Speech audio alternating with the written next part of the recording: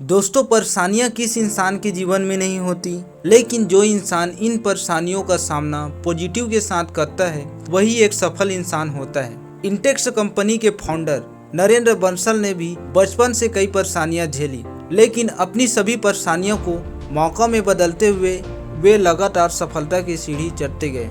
शुरुआत में उन्होंने कई अलग अलग व्यापार किए जो किसी न किसी कारण से बंद होते गए। बीच में एक मंदिर में वे आने वाली श्रद्धालुओं की फोटो खींचा करते थे।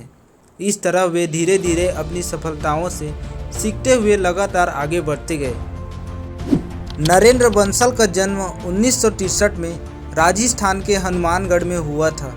उनके पिता भी एक बिजनेसमैन थे, इसलिए बिजनेस के गुण उन्हें अपने पिता से ही मिले थे। उनकी आरंभिक शिक्षा उनके गांव में ही हुई थी। उसके बाद उनका परिवार नेपाल चला गया। नेपाल में ही उन्होंने अपनी 10वीं की परीक्षा दी। 1980 में परिवार दिल्ली आ गया, जहां उन्होंने 12वीं की पढ़ाई पूरी की। उस समय ऑडियो वीडियो कैसेट का बहुत ही प्रचलन था। नरेंद्र ने कुछ सालों तक उसका व्यापार किया। उसके बाद कार्डलेस फ़ोन का बिजनेस किया, जिनमें वे फ्री होम डिलीवरी और पिकअप सर्विस भी लेते थे। किसी कारणवश उन्हें यह बिजनेस बंद करना पड़ा।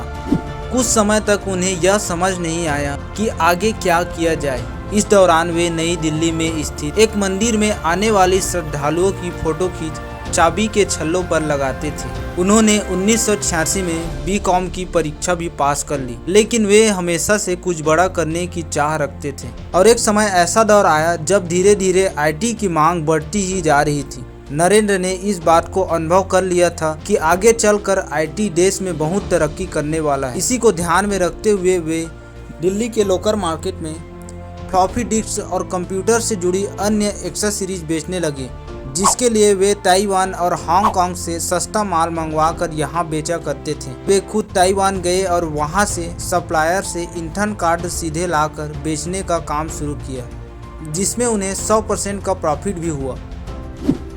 फिर 1992 में नरेंद्र ने अपने भाइयों के साथ मिलकर दिल्ली के प्रसिद्ध नेहरू प्लेस में एक किराए की दुकान लेकर कंप्यूटर असेंबल का काम शुरू किया और धीरे धीरे व्यापार बढ़ने पर 1983 में इंटरनेशनल इंटेक्स कंपनी की शुरुआत की।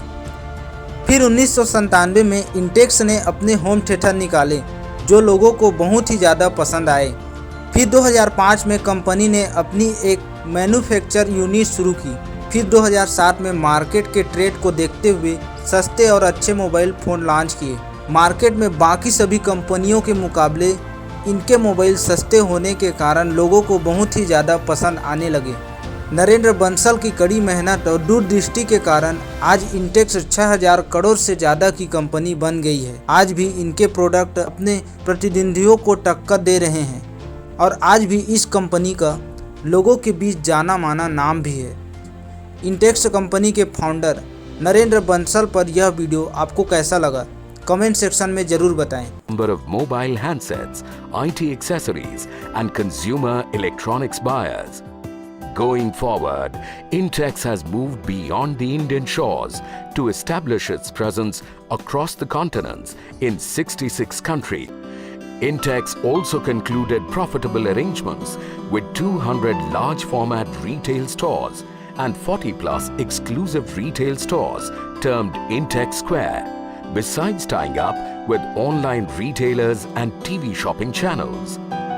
Worthy of special mention are the world-class service centers that compare with any similar service station anywhere in the world. Besides traditional networks and channel partners, Intex explored all avenues to indelibly imprint the brand and make it available even from corner stores. You don't have to travel miles to buy an Intex. With this policy, Intex was made available to buyers in virtually all areas of each city across India.